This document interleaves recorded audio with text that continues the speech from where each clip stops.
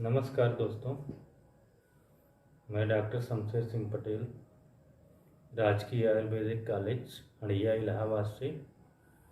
और मैं आप लोगों को आयुर्वेद के बारे में कुछ अच्छी अच्छी जानकारियाँ देना चाहता हूँ। जैसा कि आप लोग जानते हैं कि आजकल की भाग दौड़ की ज़िंदगी में बिना आयुर्वेद के हम अपना जीवन स्वस्थ नहीं कर सकते हैं। और दूसरी चीज़ ये है कि हमें एथेंटिक दवा मिलनी चाहिए, जो कि आजकल के ज़माने में जानते हैं फार्मास्यूटिकल कंपनियां जो है सही एथेंटिक दवाएं नहीं मिल पाने के कारण जो है काफ़ी सारे चिकित्सक जो हैं, काफ़ी लोग जो हैं अपयश का सामना करते हैं। तो हम ये चाहते हैं कि आप लोग अपयश का सामना ना करें।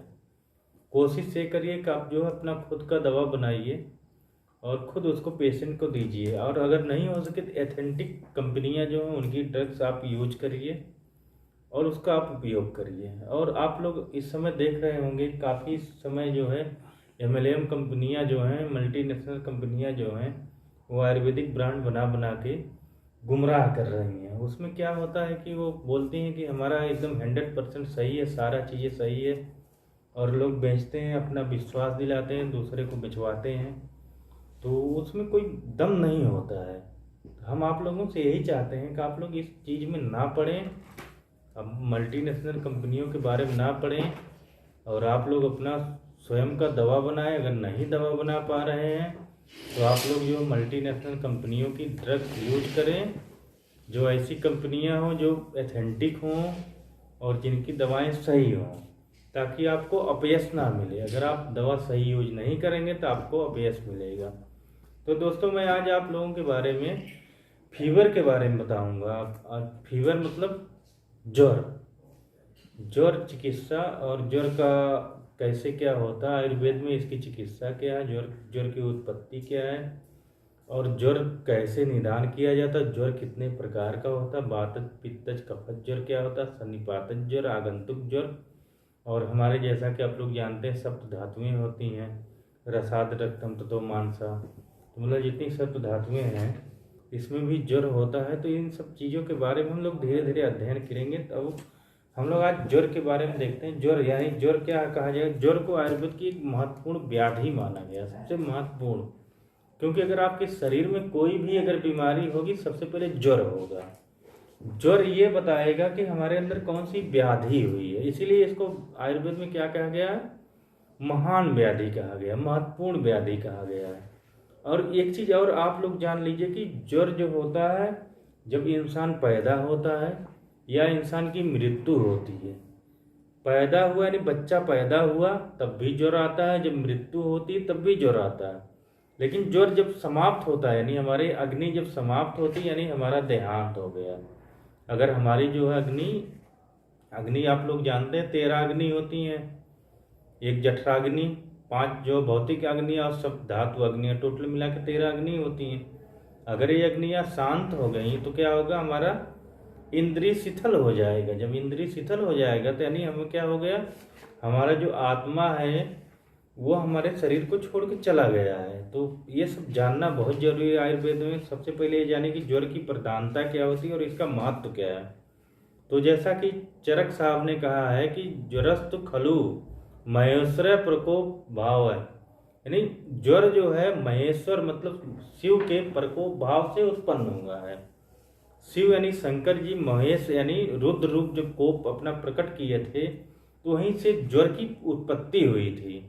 तो आप लोग जान नहीं रहे हैं शिव जो प्रकोपित कब हुए थे। शिव कब प्रकोपित हुए थे, जब माता सती जो है अग्निकुंड में प्रज्वलित हुई थी, तो उसी समय शिव को प्रकोप आया था। उनका त्रिनेत्र खुला था और त्रिनेत्र खुलने की वजह से उनके अंदर विराट रूप आया, जिससे पित्त प्रकृति बढ़ गई। पित्त यानी पित्त का मतलब क्या होता है, हमारी अग्नि क्या हो गई, विषम हो गई। अग्नि विषम होने से क्या हो गया, ज्वर की उत्पत्ति हो गई।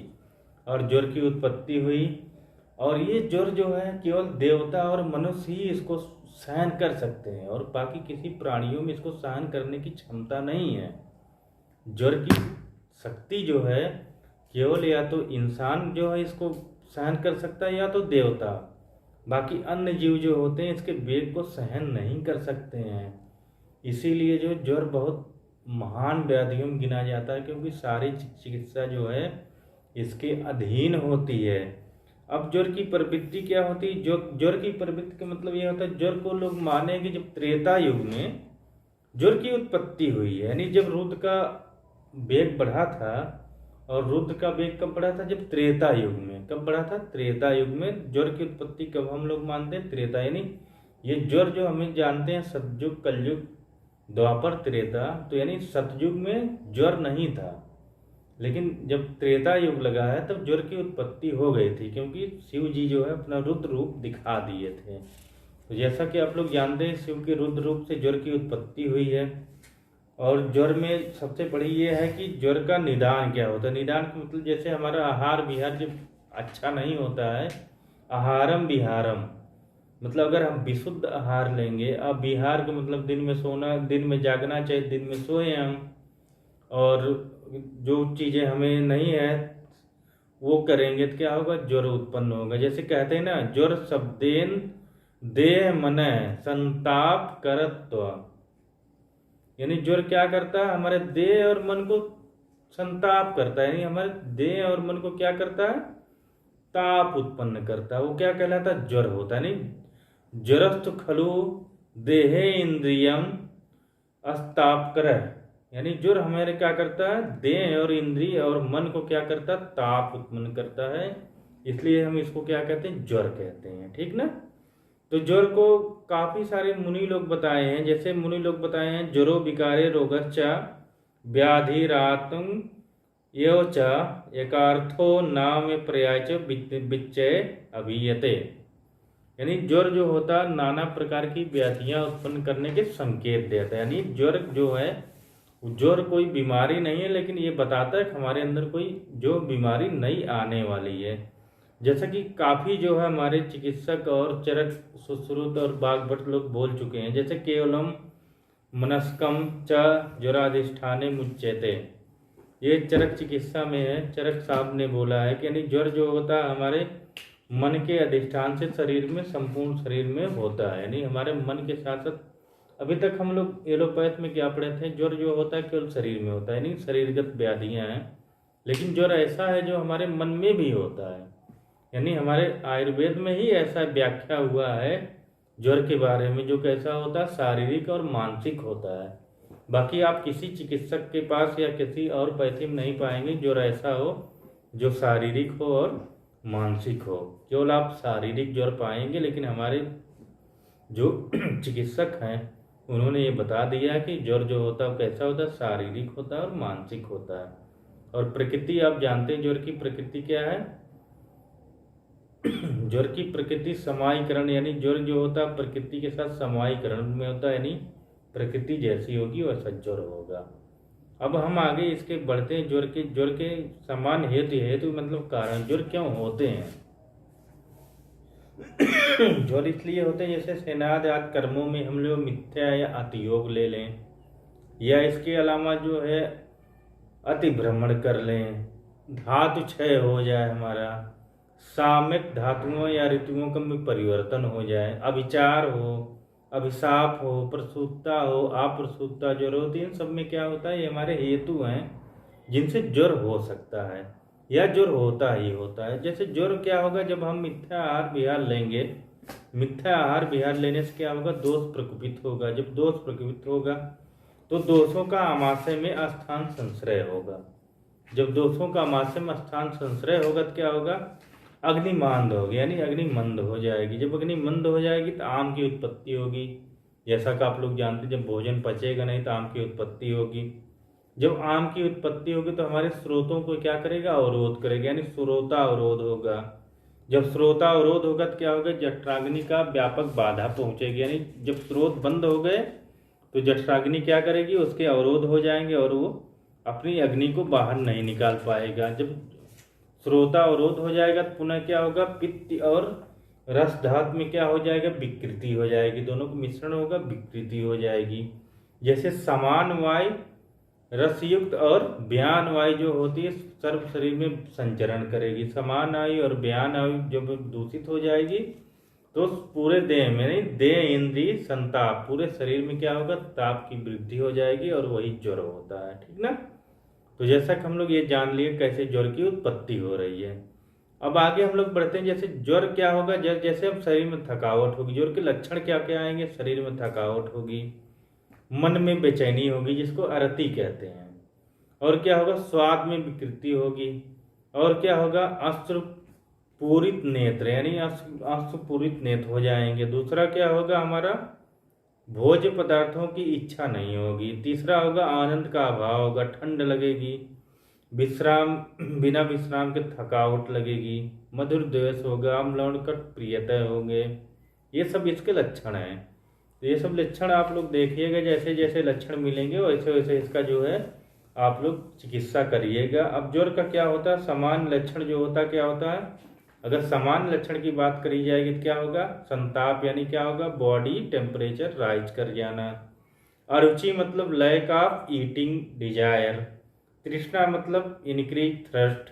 अंगमर मतलब जनरलाइज बॉडी एच यानी बॉडी में पेन होने लगेगा।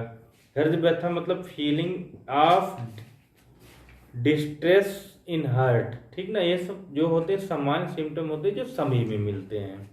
अब हम लोग आते हैं, आगे बढ़ते हैं ज्वर में आगे क्या बढ़ते हैं कि ज्वर के प्रकार कितने होते हैं। ज्वर के प्रकार जो होते हैं हम लोग जानते हैं कि ज्वर जो होता है वातज, पित्तज, कफज यानी 3 प्रकार के तो हो गए। तीसरा सन्निपातज ज्वर होता है, और सन्निपातज ज्वर के अलावा जो होता है हमारी सप्त धातुएं जो होती हैं, सप्त धातु यानी रसाद, तत्व, मांसम, मेदस्चा, शुक्र, प्रभाजयते यानी 7 धातुएं जो हैं उनमें भी ज्वर होता है। उसकी चिकित्सा हम लोग जानेंगे। जैसे हम लोग अभी बात करेंगे, कैसा बात करेंगे, बात करेंगे हम लोग वातज ज्वर का। वातज ज्वर में क्या होता है, ज्वर की तीव्रता और उष्णता मृदु होती है, ठीक ना, और पाचन, दिवा, रात एवं ग्रीष्मकाल के अंत में ज्वर का वेग बढ़ जाता है। नख, नेत्र, मुख, मूत्र, पुरुष और त्वचा जो होती है रुक्ष हो जाती है यानी रक्त वर्ण की हो जाती है, ठीक ना। और दूसरा होता है संघ प्रदेश में पीड़ा। संघ प्रदेश आप लोग जानते ही हैं, संघ प्रदेश में क्या होता है, पीड़ा होता है, ठीक ना। तीसरा सबसे बढ़िया इसका जो है आप लोग देख सकते हैं, जिसमें श्रम और भ्रम, प्रलाप और रात्रि जागरण, रोज अर्थ और दंत हर्ष होता है, जिसमें वो कैसा आता है, वातज ज्वर कहलाता है। अब हम लोग बात करेंगे पित्त ज्वर के बारे में। पित्त ज्वर में क्या होता है, इसका सिम्टम जो आता है, पित्त ज्वर में सबसे बढ़िया सिम्टम ये होता है एक साथ पूरे शरीर में ज्वर की व्याप्त होना। मतलब ऐसा नहीं होता कि हाथ ठंडा हो, गला गर्म हो। पित्त ज्वर में ऐसा होता है कि पूरे शरीर में जो है संताप होगा, ठीक ना। दूसरा इसमें होता है कि मुंह में कटु रस की प्रतीत होती है, मुंह कैसा होगा, कटु रस होगा। तीसरा सबसे बढ़िया इसका क्या है कि नख, नेत्र, मुख और पुरुष त्वचा जो कैसे नील या प्रीत वर्ण के हो जाते हैं। आप लोग इससे पता कर सकते हैं कैसा है, या तो वातज है या तो पित्तज है। तीसरा हम बात करेंगे कैसा, पीतज ज्वर के बारे में, कफज ज्वर के बारे में। कफज ज्वर में क्या होता है, एक साथ पूरे शरीर में ज्वर तो उत्पन्न होता है, लेकिन साथ में क्या होता है, शरीर में गुरुता आ जाती है यानी शरीर भारी भारी लगता है। दूसरा क्या होता है, कफ का स्राव होने लगता है। मुख कैसा हो जाएगा, मधुर भाव का यानी मुंह में मीठा मीठा लगेगा। और क्या होगा, हल्लास होगा, छज्जी यानी बबन करने की मात्रा बढ़ेगी। नख, नेत्र, मुख, पुरुष कैसे हो जाएंगे, तो श्वेत हो जाएंगे। ये कैसा कहलाता है, ये कफज ज्वर कहलाता है। अब इसी तरह द्वंद्व ज्वर होते हैं। द्वंद्व ज्वर का मतलब वातज, पित्तज, पित्तज, कफज, कफज या वातज, तो ये सब द्वंद्व ज्वर हो जाते हैं। तीसरा होता है सन्निपातज ज्वर। सन्निपातज ज्वर का मतलब वात, पित्त, कफ, जिसमें तीनों ज्वर एक साथ होते हैं उसको हम लोग क्या कहते हैं, सन्निपातज ज्वर कहते हैं, ठीक ना। तो सन्निपातज ज्वर में तीनों के लक्षण साथ साथ मिलते हैं। जैसे हम सन्निपातज ज्वर का मतलब ये देखें, उसमें क्या होगा, अग्निमांद हो जाएगा, तृष्णा हो जाएगा, दाह होगा, अरुचि होगा, भ्रम होगा, अतिसार होगा। ये किसका होगा, सन्निपातज ज्वर का लक्षण होता है, ठीक ना। आज हम आप लोगों को केवल ज्वर के बारे में बताएंगे, ज्वर क्या क्या होता है। अब हमारे सप्त धातुओं की ज्वर होता है, जैसे रसाद, रक्तम, तत्व, मासा, मेदस्चा, शुक्र, प्रभाजयते, यानी जो सप्त धातुएं हैं इनके बारे में, इनमें जब ज्वर होता है तो क्या होता है, रस दूषित होगा, रस दूषित होगा तो रक्त दूषित होगा, रक्त दूषित होगा तो मांस दूषित होगा, मांस दूषित होगा तो क्या होगा, अस्थि दूषित होगा, अस्थि दूषित होगा तो क्या होगा, उसके आगे मज्जा दूषित होगा, मज्जा दूषित होगा, शुक्र दूषित, यानी हमारी सप्त धातुएं दूषित हो जाएंगी, जिससे हमारी तरह तरह की बीमारियां उत्पन्न होगी। और नेक्स्ट वीडियो में हम इसकी चिकित्सा आप लोगों को बताएंगे। थैंक यू, धन्यवाद।